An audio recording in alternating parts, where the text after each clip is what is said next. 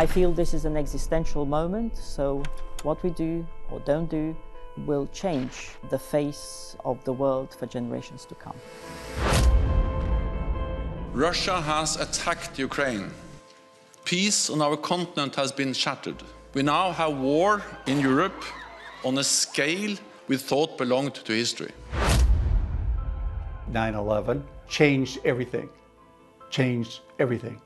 And it proved that the existence of NATO needed to continue. There is a responsibility to protect, and I think that showed, certainly in the Western Balkans, the importance of concerted international action. When the wall came down, it was the most tangible proof of the division of Europe was going to finish. It was going to end. It's really fantastic for everyone that these absolutely milestone changes occurred, and we can now say that Europe is a free part of the world.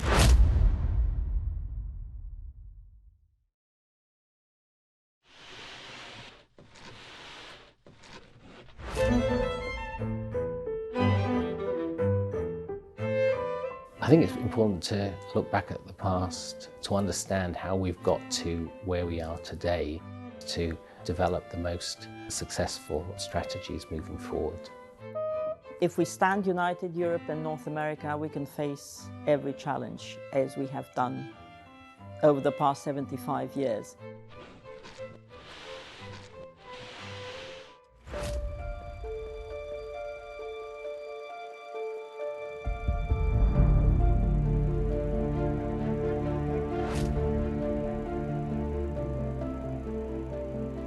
The other half of the walnut, as President Truman described it, was the security side, and the promise from the United States at that time that it would intervene in the event of a European war, so we wouldn't see a return to US isolationism as we had in the wake of World War I.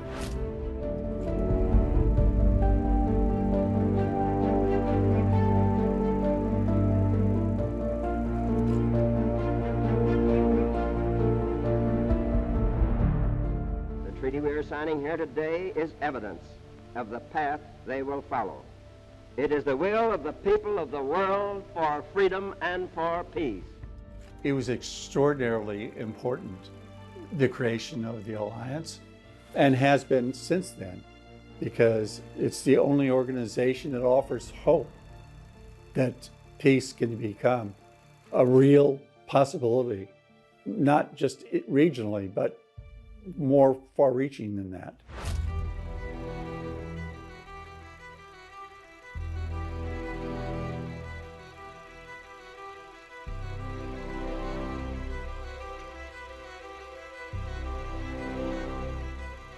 There were Soviet troops across Central and Eastern Europe, so they didn't really have a choice in joining this alliance. It was nothing like NATO, which had been formed years before, with democracies choosing to join.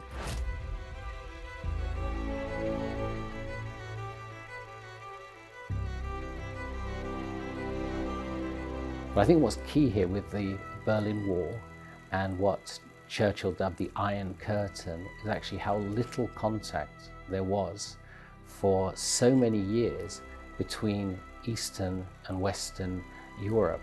And people growing up on both sides of the Iron Curtain had the threat of mutually assured destruction.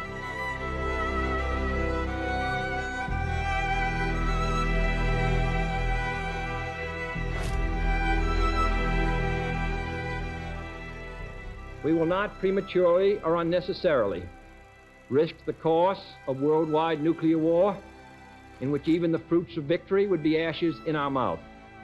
But neither will we shrink from that risk at any time it must be faced. People look at this Cold War and they assume that nothing happened, but it was static. But it wasn't static. It was a continuous discussion of security issues and the best ways that allies should address these security issues. Communist Romania was the most repressive country in the Soviet bloc. We had very little to eat. We had no heating. We had no hot water. I grew up listening to foreign radio stations like the BBC, Deutsche Welle, literally under the bed covers, for fear that my neighbors would report me to the dreaded Securitate, the secret police. So for me and for my family, NATO was actually always a beacon of light, of hope.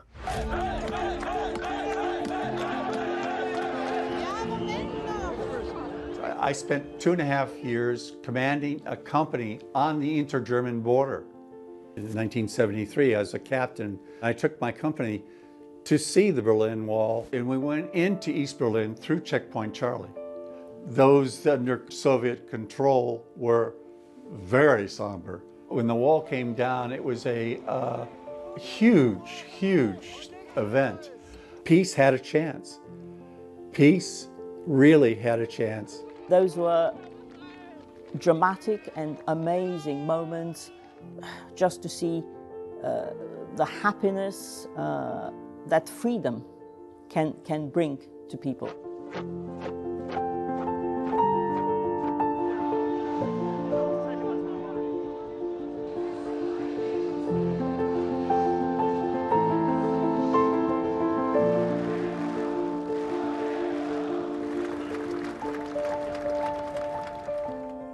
I was born in 1967. That was still the communist time in Hungary. So when I got to university, that was the time when, in fact, our first free elections took place. And all of a sudden, there was quite a huge change afterwards. And a change that we did not imagine when I was, for example, 6 years old. Certainly my parents were not even thinking that this could happen. So we are very proud that we managed to get into NATO and into the European Union.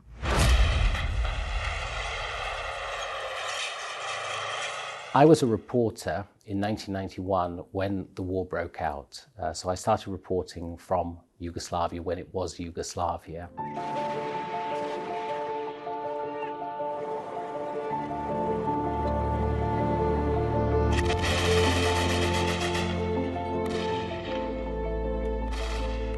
The NATO Secretary General in the 1990s, Manfred Wörner, was really committed to NATO doing what it could to intervene and to halt the conflict. And Manfred Wörner came literally from his deathbed to chair meetings of the North Atlantic Council, in which he was arguing for a more robust NATO intervention, which eventually came in 1995. NATO has been asked to act, and NATO will act. Our objective is to protect the safe areas against attacks, so that the word safe really means what it says. Safe.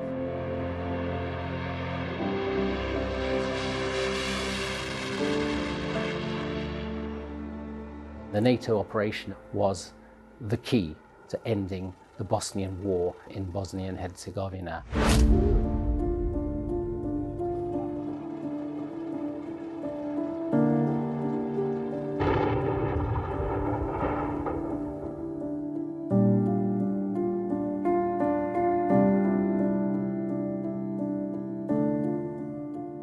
We must stop the violence and bring an end to the humanitarian catastrophe now taking place in Kosovo.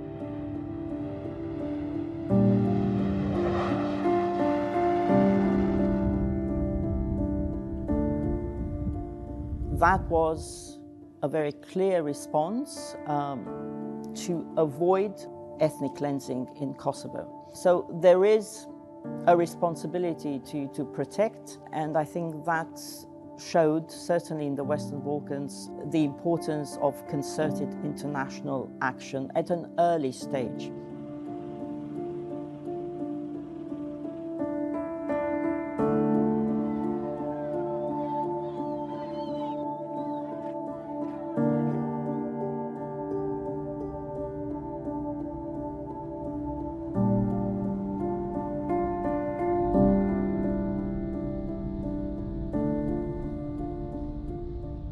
NATO has provided for the past 25 years an important presence which contributes to the conditions for a peace process to take place, firstly in Bosnia and Herzegovina, but then subsequently also in Kosovo after a far greater NATO intervention in 1999.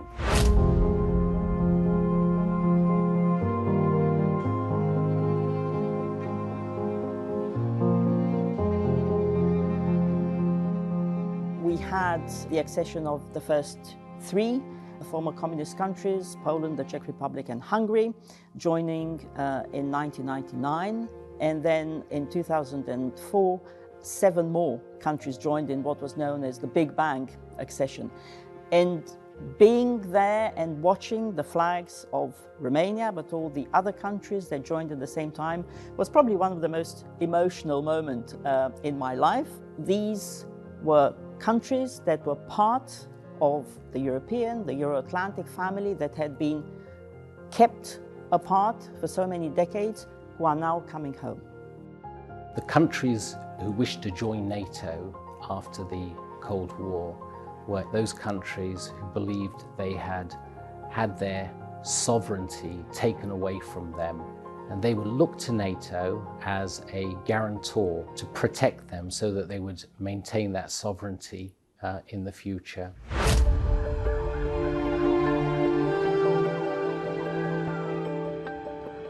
I was here in headquarters, and all of a sudden we were called to the office of the permanent representative because he was looking at the television and seeing the Twin Towers going down. It was a moment where we could not believe our eyes.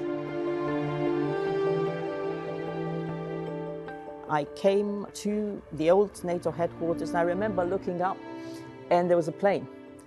Because of course we're very close to Brussels airport. And I thought, yeah, you know, this can also be a target, but it's also a source of strength. NATO solidarity remains the essence of our alliance. Our message to the people of the United States is that we are with you. Our message to those who perpetrated these unspeakable crimes is equally clear. You will not get away with it. There was a remarkable galvanization of support behind the United States. The Allies stood up and stood around the United States at that particular time, and that was very significant. That was really a huge wake-up call that business as usual, obviously, wasn't going to continue. If it is determined that this attack was directed from abroad against the United States, it shall be regarded as an action covered by Article 5 of the Washington Treaty. I was elated, like other Americans, that the Alliance voted unanimously to apply Article 5. That was very meaningful to us.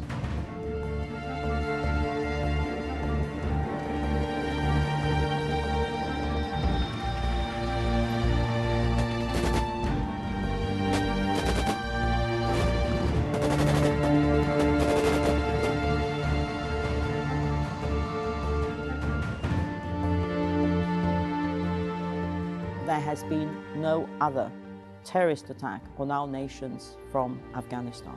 That security objective was achieved. The mission morphed into something closer to democracy building, and I think we were not able to achieve that goal. And I think we've also learned a lot from that mission.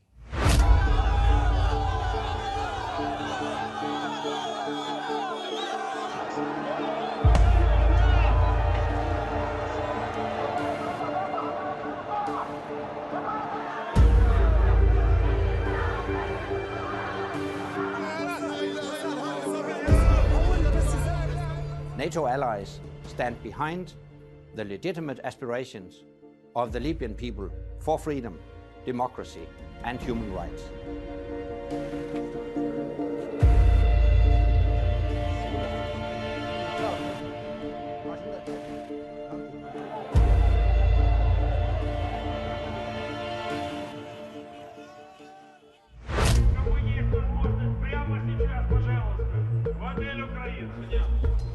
Хлопці із барикад.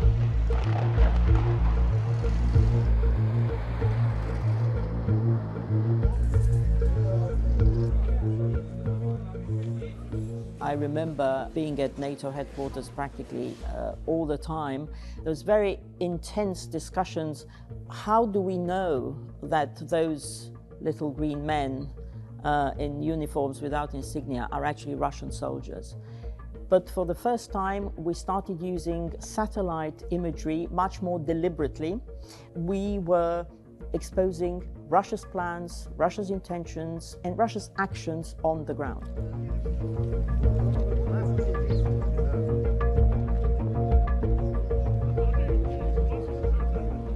If the Russian leadership stays on its current course, together, we will ensure that this isolation deepens.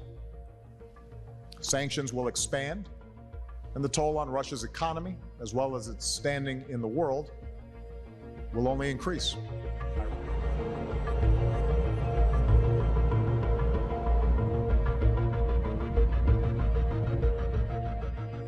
It was a clear signal that we could defend all allies against Russian aggression.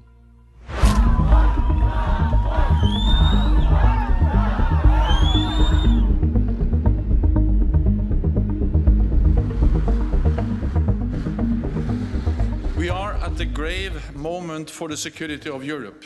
Russia is attempting to turn back the clock by force, to re-establish a sphere of influence, and to undermine the global rules that have kept Europe safe for decades. When somebody from here asked me, will Russia attack Ukraine? My answer was no, that's not possible. I mean, they cannot be this short-sighted, for sure not. This is not going to happen. And I could not believe that in the 21st century there would be a war like that. We knew what Russia intended to do. We could see them amassing their troops, so it was clear that an invasion was imminent.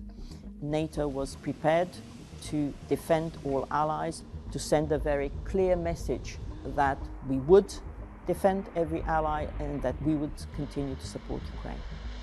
Allies which were once part of the Soviet Union and the allies which were once Warsaw Pact countries are understandably terrified at the prospect of a resurgent Russia. And this was obviously the reason that they were so eager to join NATO, for protection against the kind of existential threat that Ukraine is now facing.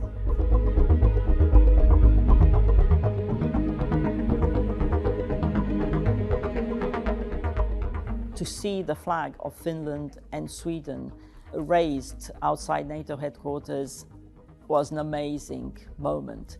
It showed that countries have the right to choose, that NATO's door remains open, and that Putin has achieved a strategic failure, because if he wanted to have less NATO, he has more NATO.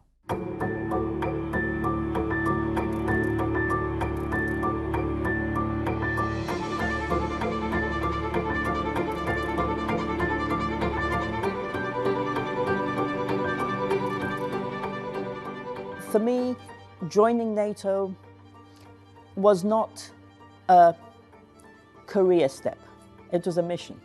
And even if I'm retired now from NATO, it remains a cornerstone of who I am. Once you become a member of this alliance, you immediately feel the gravitas of that. And you know, that's what NATO is about. So if one ally is threatened, then everybody is making sure we are helping that ally, and one for all for one. Above all, it is a forum for debating security issues and building consensus among allies. This alliance is strong.